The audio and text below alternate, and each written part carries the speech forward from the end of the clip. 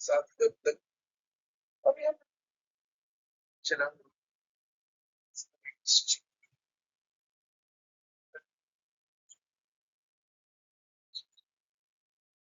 but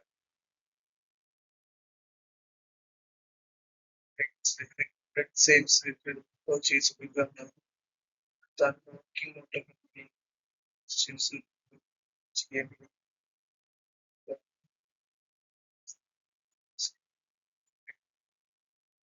അപ്പൊ അതൊക്കെ എങ്ങനെയാണ് ഈ ഒരു ക്വസ്റ്റ്യനിൽ നോക്കുന്നത്. ശ്രദ്ധിക്കുക, ടോട്ടൽ ഡെറ്റേഴ്സ് അക്കൗണ്ട് ആണ് ഡിസ്കസ് ചെയ്യുന്നത്. ഇത് ടോട്ടൽ ഡെറ്റേഴ്സ് എന്ന് പറയുമ്പോൾ നമ്മൾ ഒറ്റ കാര്യം മനസ്സിലാക്കിയാൽ മതി. ഡെറ്റേഴ്സ് എന്താണ്? അസറ്റ് ആണ്. അസറ്റ് കൂടാൻ എന്തൊക്കെ റീസൺസ് ഉണ്ട് അതെല്ലാം ഡെബിറ്റ് ചെയ്തിട്ടുണ്ട്. അസറ്റ്സ് കുറയാൻ എന്തൊക്കെ റീസൺകളൊക്കെ ഡെബിറ്റ് ചെയ്തിട്ടുണ്ട്. ആകെ മനസ്സിലാക്കേണ്ടതാണ് ഡെറ്റേഴ്സ് സെറ്റ് ആണ്. അസറ്റ് കൂടുന്ന റീസൺസ് ഡെബിറ്റ് ചെയ്തിട്ടുണ്ട് പറയുന്നത്. അപ്പൊ നമുക്ക് ആദ്യം ഓപ്പണിംഗ് ബാലൻസ് സ്വാഭാവികമായിട്ടും കുറയാനുള്ള അതൊരു ഫിനാൻഷ്യൽ പൊസിഷനാണ്. ആ പൊസിഷൻ അനുസരിച്ച് നിങ്ങൾക്ക് ഒന്ന് സൈഡിൽ എഴുതാൻ പറ്റും. അതുകൊണ്ട് opening balance credit sale. Credit sale എന്ന് പറയുമ്പോൾ കടത്തിന് വിറ്റേക്കാണ് മറ്റൊരു വ്യക്തി. സ്വാഭാവികം അയാളുടെ ചെലവുകളെല്ലാം കൊണ്ട്. ഇനി ക്രെഡിറ്റ് സൈഡിൽ വരിക cash received from debtors. Cash കിട്ടി, പിന്നെ ഡെറ്റേഴ്സ് ക്യാഷ് ചോദിക്കാൻ പറ്റും. അതുപോലെ തന്നെ ക്യാഷിന് പകരം ബില്ല് കിട്ടി. ബില്ല് കിട്ടി കഴിഞ്ഞിട്ട് നമുക്ക് പിന്നീട് ചോദിക്കണമെങ്കിൽ ആ ബില്ല് ഡിസോണർ, അതായത് ചെക്ക് തന്നിട്ട് ചെക്ക് ഡിസോണർ ആയാൽ നമുക്ക് എന്ത് ചെയ്യാം? ചോദിക്കാം, ക്യാഷ് ചോദിക്കാം. അതുകൊണ്ടാണ് ബില്ല് കിട്ടി, ബില്ല് ഡിസോണർ ആയി കഴിഞ്ഞാൽ അത് കാരണം ഇവിടെ ബില്ല് കിട്ടിയ സമയത്ത് നമ്മൾ എമൗണ്ട് കുറച്ചിട്ടുണ്ട്. ഇനി ഇവിടെ തരുന്നില്ല എന്നുണ്ടെങ്കിൽ, മീൻസ് ഡേറ്റിന് തന്നിട്ടില്ല എന്നുണ്ടെങ്കിൽ പിന്നെ ആ ബില്ല് വെച്ചിട്ടുള്ള കാര്യം ആ കടലാസ് പേപ്പറിന് കടലാസിന് എന്ത് ബെനിഫിറ്റ് ആണുള്ളത്. അപ്പൊ അത് നമ്മൾ തീർച്ചയായിട്ടും എടുത്ത് ഒഴിവാക്കും. അത് പകരം നമ്മൾ മുൻപ് ബില്ല് കിട്ടിയ സമയത്തുള്ള ജേണൽ എൻട്രി ഞാനൊന്ന് പറയാം. ആദ്യം ഇവിടെ ഒന്ന് പറയാം. സെയിൽസ് ജേണൽ എൻട്രി ആണ് ഫസ്റ്റ് പറയുന്നത്. സെയിൽസ് ക്രെഡിറ്റ് സൈഡ് നടത്തുമ്പോൾ എന്താണ്? Debtor account, debtor account, debtor to sales വരും. ദെൻ ബില്ല് കിട്ടുമ്പോ bills receivable account debtor to debtor എന്ന് വരും. ഇത് ബില്ല് കിട്ടിയ സമയത്ത്. ഇനി ബില്ല് ക്യാൻസൽ ആവാണ്, അപ്പൊ ഇതിന്റെ നേരെ ഉൾട്ടായിട്ട് വരുന്നു debtor account, debtor account debtor to എന്താണ്? Bills receive. ഈ എൻട്രിന്റെ എഫക്റ്റ് ആണ് ഈ കാണുന്നത്. ബില്ല് ക്യാൻസൽ ആവും. ഓക്കെ, അതാണ് ഞാൻ പിന്നീട് പറയാന്ന് പറഞ്ഞത്. ആ ഒരു കണക്ഷൻ അല്ലെങ്കിൽ ആ ഒരു ഫ്ലോ ഓഫ് ട്രാൻസാക്ഷൻസ് മനസ്സിലാക്കുന്നത് അതിന്റെ എഫക്റ്റ് ക്ലിയർ ആവുള്ളത്. ഓക്കെ, ഇനി അടുത്തത് ഡിസ്കൗണ്ട്. ഡിസ്കൗണ്ട് കൊടുത്തു കഴിഞ്ഞാൽ പിന്നെ ചോദിക്കാൻ പറ്റുമോ? ഇല്ല. അതേപോലെ തന്നെ അലവൻസ് ഡിസ്കൗണ്ട് പോലെ തന്നെ റിട്ടേൺ കൊടുത്തിട്ടുണ്ട് സ്റ്റാറ്റസ് പറ്റൂല. ബാലൻസ് കിട്ടാകടം നമ്മൾ എഴുതി തള്ളി, പിന്നെ അവരെടുത്ത് ബാലൻസ് കുറക്കല്ലേ ചെയ്യും. ഇതെല്ലാം ചെയ്തു. ഇനി ഇതിന്റെ നെക്സ്റ്റ് ക്ലോസിംഗ് ബാലൻസ് ഇവിടെ ബാലൻസ് ക്യാരി ഡൗൺ എന്ന് പറഞ്ഞ് ഈ ബാലൻസ് കൊടുക്കും. ഇത്രയാണ് ടോട്ടൽ ഡെറ്റേഴ്സ്. അൾട്ടിമേറ്റ്ലി ഡെറ്റേഴ്സ് കൂടാൻ എന്ത് റീസൺ ആണോ അതെല്ലാം ഇവിടെ ഡെറ്റേഴ്സ് കുറയുന്നത് ഇത് മനസ്സിലാക്കിയാൽ മതി. വളരെ സിമ്പിൾ ആയിട്ട്. പലപ്പോഴും ചിലപ്പോ ഒരു 5 മാർക്കിന് ഈ ഒരു ക്വസ്റ്റ്യൻ ചെയ്യുന്നത്. അടുത്തത് ബിൽസ് റെസീവബിൾ അക്കൗണ്ട് ആണ്. ഡെറ്റേഴ്സ് ബിൽസ് റെസീവബിൾ അക്കൗണ്ട് ആദ്യം നമ്മൾ ബിൽസ് റെസീവബിൾ കംപ്ലീറ്റ് ചെയ്യാതെ ഡെറ്റേഴ്സ് അക്കൗണ്ട് ചെയ്യുന്നു. അതെന്തുകൊണ്ടാണെന്നുള്ളത് നിങ്ങൾ പ്രോബ്ലം ചെയ്യുമ്പോൾ മനസ്സിലാക്കുന്നത്. ബിൽസ് റെസീവബിൾ ഡെറ്റേഴ്സ് കറസ്പോണ്ടിങ് ആയിട്ട് നമ്മൾ ഉണ്ടാക്കുന്ന ഒരു അക്കൗണ്ട് ആണ്.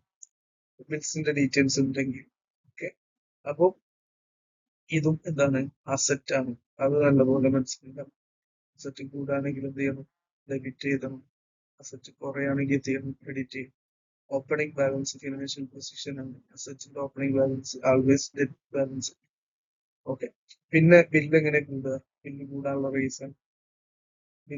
Reason bills receivable account debtor to debtors. ഇതാണ് ബിൽസ് കൂടാനുള്ള കാരണം. അതായത് ഡെറ്റേഴ്സിന്റെ അടുത്ത് ബില്ല് കിട്ടും. ഓക്കെ. ഇനി ഈ ബില്ല് എന്ത് ചെയ്യും? അടുത്ത ഫ്ലോ ഓഫ് ട്രാൻസാക്ഷൻ എന്താ? ഈ ബില്ല് നമ്മൾ ക്യാഷ് ആക്കി മാറ്റും. ക്യാഷ് ആക്കി മാറ്റി കഴിഞ്ഞാൽ പിന്നെ ആ ബില്ല് കൊണ്ട് കാര്യം ഇല്ല. അപ്പൊ ബില്ല് സ്വാഭാവികമായിട്ടും കുറയും. അത് ക്രെഡിറ്റ് സൈഡിലായിരുന്നു. ഇനി ക്യാഷ് ആക്കി മാറ്റൽ ഒരു ഓപ്ഷൻ. രണ്ടാമത്തെ ക്യാഷ് കിട്ടിയില്ലെങ്കിൽ ബില്ല് ഡിസോണർ ആവും. ഡിസോണർ ആവുമ്പോ പിന്നെ ഇതിന്റെ നേരെ വിട്ട എൻട്രി നമ്മൾ നേരത്തെ പറഞ്ഞില്ലേ, ആ എൻട്രി ഇടണം. അതാണ്. അപ്പൊ ബില്ലിന്റെ വാല്യൂ എന്ത് ചെയ്യും? പിന്നെ ഈ ആ ചെക്ക് ഉണ്ട്, കിട്ടാത്ത ചെക്ക് വണ്ടി ചെക്ക് ചെയ്തിട്ട് എന്ത് കാര്യമുള്ളത്? കേസ് കൊടുക്കാൻ പറ്റുന്നല്ലോ. അതുകൊണ്ട് കുറയും. ഇനി ക്ലോസിംഗ് ബാലൻസ്. ഇതാണ് റിസീവബിൾ അക്കൗണ്ടിന്റെ ഡീറ്റെയിൽസ്. ഒക്കെ ഇവിടെയും കൂടുന്നത് ഡെബിറ്റ് സൈഡ്, കുറയുന്നത് ക്രെഡിറ്റ് സൈഡ്. ഓക്കെ. ഇനി അതുപോലെ നമുക്ക് ഇനി ക്രെഡിറ്റേഴ്സ് അക്കൗണ്ട്. ഓക്കെ. ഇതിൽ ക്രെഡിറ്റേഴ്സ് കൂടാനുള്ളതെല്ലാം നമ്മൾ ക്രെഡിറ്റ് സൈഡിലും കുറയാനുള്ളത് ഡെബിറ്റ് സൈഡിലും. ഇതെന്താണ് കാരണം? ഇത് ലയബിലിറ്റി നേച്ചർ ആയിട്ടുള്ള അക്കൗണ്ടാണ്, ലയബിലിറ്റി അക്കൗണ്ടാണ്. അപ്പം കൂടാൻ ഓപ്പണിംഗ് ബാലൻസ് ഇങ്ങനെ ഫിനാൻഷ്യൽ പൊസിഷൻ ആണ്. ലയബിലിറ്റിയില് ക്രെഡിറ്റ് ബാലൻസ് എവിടെയും ക്രെഡിറ്റ് പർച്ചേസ്, കടത്തിന് ഒരാൾക്ക് പർച്ചേസ് ചെയ്ത് കഴിഞ്ഞാൽ, ഒരാളിൽ നിന്ന് കടത്തിന് പർച്ചേസ് ചെയ്ത് കഴിഞ്ഞാൽ ലയബിലിറ്റി കൂടും. ഓക്കെ. ഇത് പറയാം. ഇനി അവർക്ക് ക്യാഷ് പേയ്മെന്റ് കൊടുത്തു കഴിഞ്ഞാൽ കുറയും. കൊടുക്കാനുള്ള കൊടുത്തു കഴിഞ്ഞാൽ കുറയും. ക്യാഷിന് പകരം ചെക്ക് കൊടുത്താലും നമ്മൾ നിലവിൽ കുറച്ചിടും. പിന്നെ അതിന്റെ രീതി നോക്കും. ആ ചെക്ക് കൊടുത്തത് ഡിസോണർ ആയി കഴിഞ്ഞു, അതായത് പേയ്മെന്റ് അതിന് കൊടുത്തില്ല, അങ്ങനെയെങ്കിൽ പിന്നെ ആ ചെക്ക് കൊടുത്ത സമയത്ത് നമ്മൾ അക്സെപ്റ്റ് ചെയ്ത സമയത്ത് നമ്മൾ എന്ത് ചെയ്തിട്ടുണ്ട്? കുറച്ചിട്ടുണ്ട്. അപ്പോൾ റിട്ടേൺ ആവുന്ന സമയത്ത് എന്ത് ചെയ്യണം? അത് കൂട്ടും. ഇനി ഇവിടെ ശ്രദ്ധിക്കുക, അക്സെപ്റ്റഡ് എന്ന് പറഞ്ഞു കഴിഞ്ഞാൽ എന്താണ്? നമ്മൾ അക്സെപ്റ്റ് ചെയ്തു എന്ന മീനിങ്ങില് നമുക്ക് കിട്ടി എന്നല്ല. ഒരു ബില്ല് നമ്മുടെ കയ്യില് പിന്നെ ബില്ലിന്റെ രീതി ബിൽ ഓഫ് എക്സ്ചേഞ്ച് ആണ് പറഞ്ഞത്. ബിൽ ഓഫ് എക്സ്ചേഞ്ചിന്റെ കേസിൽ ഇപ്പൊ ഒരാളെ പിന്നെ എ ബിക്ക് എന്ത് ചെയ്തു? വിറ്റു. എ ബിക്ക് ഒരു എമൗണ്ട് വിറ്റ് കഴിഞ്ഞാൽ അവിടെ പർച്ചേസ് ചെയ്യുന്ന ആളാരാ? ഇയാളാ. അപ്പൊ ഈ വിൽക്കുന്നതിനോട് കൂടെ തന്നെ ഒരു ബിൽ ഓഫ് എക്സ്ചേഞ്ച് ഇങ്ങോട്ട് കൊടുക്കും. എന്നിട്ട് ആ ബില്ല് ഇത്ര രൂപ നീ എനിക്ക് തരാനുണ്ട് എന്ന് പറഞ്ഞിട്ടുള്ള ഒരു ലയബിലിറ്റി അണ്ടർടേക്കൻ ചെയ്യുന്നതാണ്. അപ്പൊ അയാൾ ഇത് സൈൻ ചെയ്ത് അക്സെപ്റ്റ് ചെയ്തിട്ട് തിരിച്ചു കൊടുക്കും. ഇതിനെയാണ് അക്സെപ്റ്റഡ് എന്ന് പറഞ്ഞത്, ഈ സൈൻ ചെയ്ത് അക്സെപ്റ്റ് ചെയ്യുന്നതിനെ. അല്ലാതെ ആ ബില്ല് കിട്ടി എന്റെ കയ്യിൽ എടുത്തു വെക്കാനുള്ള ബില്ല് എന്നുള്ള മീനിങ് മനസ്സിലാക്കിയത്. ഓക്കെ. ഇങ്ങനെ ഈ സൈൻ ചെയ്യുന്നതിനാണ്, ഈ ലയബിലിറ്റി അണ്ടർടേക്ക് ചെയ്യുന്നതിനാണ് നമ്മൾ അക്സെപ്റ്റഡ് എന്നുള്ള ടേമിൽ ഇവിടെ ഉദ്ദേശിക്കുന്നത്. ഓക്കെ. ഇനി അടുത്ത മനസ്സിലാക്കാം എന്താണ് അലവൻസ് റിസീവ്ഡ്. അലവൻസ് കിട്ടിക്കഴിഞ്ഞാൽ ഇനി ഡെറ്റേഴ്സ് ആ പേയ്മെന്റ് കൊടുക്കേണ്ടി വരും? ഇല്ല, സ്വാഭാവികമായിട്ട് കൊടുക്കും. അതാണ് അലവൻസിന്റെ. റിട്ടേൺ അഡ്വാൻസ് റിട്ടേൺ കൊടുത്തു, പിന്നെ നമ്മൾ ആ പേയ്മെന്റ് കൊടുക്കേണ്ടി വരും? ഇല്ല. അപ്പം ബാധ്യത കുറയാം. ഇതൊക്കെ ബാധ്യതകൾ കുറയുന്ന റീസൺസ് ആണ്. ഓക്കെ. അപ്പൊ അത് ക്രെഡിറ്റ് ഡെബിറ്റ് സൈഡിൽ. കൂടുന്ന റീസൺസ് ഒക്കെ എന്താണ്? Debit side. ഇനി ക്ലോസിംഗ് ബാലൻസ് സ്വാഭാവികമായിട്ടും ഡെബിറ്റ് സൈഡ്. ഓക്കെ. അപ്പോ ഇതാണ് നമ്മുടെ ടോട്ടൽ ക്രെഡിറ്റേഴ്സ് അക്കൗണ്ടിന്റെ കാര്യം. ക്രെഡിറ്റേഴ്സ് അക്കൗണ്ട് കഴിഞ്ഞാൽ അതിന്റെ കൂടെ നമ്മൾ ശ്രദ്ധിക്കേണ്ടതാണ് bills payable account. Bills payable account നമ്മൾ പ്രിപ്പയർ ചെയ്യുന്നുണ്ടെങ്കിൽ അത് കഴിഞ്ഞിട്ടേ ക്രെഡിറ്റേഴ്സ് അക്കൗണ്ട് പ്രിപ്പയർ ചെയ്യാൻ പാടുള്ളൂ. അതേപോലെ തന്നെ ബിൽസ് റെസീവബിൾ അക്കൗണ്ട് നമ്മൾ ഉണ്ടാക്കുന്നുണ്ടെങ്കിൽ അത് കഴിഞ്ഞിട്ടേ ഡെറ്റേഴ്സ് അക്കൗണ്ട് പ്രിപ്പയർ ചെയ്യാൻ പാടുള്ളൂ. ഇത് എന്താണെന്നുള്ളത് നമ്മൾ ക്വസ്റ്റ്യൻ ചെയ്യുമ്പോൾ മനസ്സിലാവും. ഓക്കെ. അപ്പൊ ഇവിടെ ബിൽസ് പേയബിൾ അതുപോലെ തന്നെ ലയബിലിറ്റി കൂടുമ്പോൾ ക്രെഡിറ്റ് സൈഡ്, കുറയുമ്പോൾ debit side. Okay. Opening balance വരുന്നുണ്ട്. പിന്നെ ഇതെന്താണ്? ബില്ല് ആക്സെപ്റ്റ് ചെയ്തതാണ്. ജനറൽ എൻട്രി നമ്മൾ പറഞ്ഞിട്ടുണ്ടായിരുന്നു. പർച്ചേസ്, ക്രെഡിറ്റ് പർച്ചേസിന്റെ ജനറൽ എൻട്രി ഒക്കെ പർച്ചേസ് അക്കൗണ്ട് തൊട്ടു. മിസ്റ്റർ എ ആണെങ്കിൽ എസ് അക്കൗണ്ട്. ഓക്കെ. നമ്മളെ ക്രെഡിറ്റർ ആണ്. ഇനി ഇതിന് പകരം ക്യാഷിന് പകരം തൽക്കാലം ബില്ല്. അപ്പം S account debtor to bills payable. Okay. ഈ എൻട്രിയാണ് ഈ വരുന്നത്.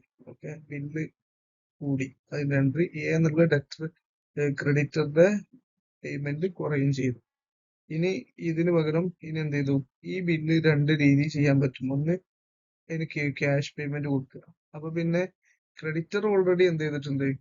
അയാളുടെ ലയബിലിറ്റി പോയിട്ടുണ്ട്. ഇനി ബിൽസ് പേയബിൾ എന്ന് പറഞ്ഞ ലയബിലിറ്റി ആണ് വരുന്നത്. അപ്പൊ ബില്ല് ക്യാഷ് ചെയ്യുമ്പോൾ ഉള്ള general entry bills payable account to cash എന്നാവും. ഓക്കെ. ഇതാണ് എന്ത് പേ ചെയ്യുന്ന ജനറൽ എൻട്രി.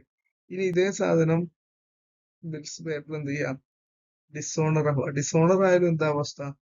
രണ്ടാമത്തെ കിട്ടിയ ബില്ല് ഡിസോണർ ആവാം. ഡിസോണർ ആയാലും ബില്ലിന്റെ വാല്യൂ കുറയും. അതേപോലെ തന്നെ ലയബിലിറ്റി എന്ത് ചെയ്യും? കൂടും. അപ്പൊ ജേണൽ എൻട്രി എങ്ങനെയായി മാറും? ഈ എൻട്രിയുടെ ഉൾട്ട എൻട്രി മാറും. എന്താണ് journal entry? Dishonour entry bills payable account to S account. A നമ്മളെ ക്രെഡിറ്റർ. ഇതിന്റെ നേരെ ഉൾട്ട എൻട്രി വരും. അതാണ് ഈ ഒരു എഫക്റ്റ്. ഇത് എന്താണ്? ബില്ലിന്റെ വാല്യൂ കുറയാണ്, ഇതും കുറയാണ്. ഇനി balance carry on closing balance ചെയ്യുന്നതാണ്. അപ്പൊ ഇത്രയാണ് നമ്മുടെ ഈ ഫോർമാറ്റ് ബേസ് ചെയ്തിട്ട് നമുക്ക് ഡിസ്കസ് ചെയ്യാനുള്ളത്. എല്ലാം വളരെ നല്ല രീതിയിൽ മനസ്സിലാക്കുക. അൾട്ടിമേറ്റ്ലി ഇത്രയും നമ്മൾ ചെയ്ത എല്ലാ അക്കൗണ്ടുകളും തമ്മിൽ ഒരു കമ്പാരിസൺ നടത്തി കഴിഞ്ഞാൽ നമുക്ക് മനസ്സിലാക്കാൻ പറ്റുന്നത് ഡെറ്റേഴ്സ് അക്കൗണ്ടും bills payable bills receivable account എന്താണ്? Debtors and bills receivable account asset nature ആയിട്ടുള്ളതായതുകൊണ്ട് തന്നെ ഡെറ്റേഴ്സ് കൂടാൻ അല്ലെങ്കിൽ ബിൽസ് റിസീവബിൾ കൂടാനുള്ള റീസൺസ് ഒക്കെ ഡെബിറ്റ് ചെയ്യാനും കുറയാനുള്ളത് ക്രെഡിറ്റ് ചെയ്യാനുമാണ്. നേരെ മറിച്ച് ക്രെഡിറ്റേഴ്സ് അക്കൗണ്ട് അതുപോലെ തന്നെ ബിൽസ് പേബിൾ അക്കൗണ്ട് കൂടാൻ ക്രെഡിറ്റ് ചെയ്യാൻ, കുറയാൻ വേണ്ടിയിട്ട് ഡെബിറ്റ് ചെയ്യാൻ. ഇത് നല്ലപോലെ മനസ്സിലാക്കും. ഇതോടുകൂടി ഞാൻ എൻ്റെ വീഡിയോ അവസാനിപ്പിക്കുകയാണ്. നല്ലപോലെ മനസ്സിലാക്കിയതിനു ശേഷം നമ്മളൊരു പ്രോബ്ലം, 1-2 പ്രോബ്ലം ഇതിൽ ഡിസ്കസ് ചെയ്യുന്നുണ്ട്. തൽക്കാലം വീഡിയോ അവസാനിപ്പിക്കുന്നു. Thank you.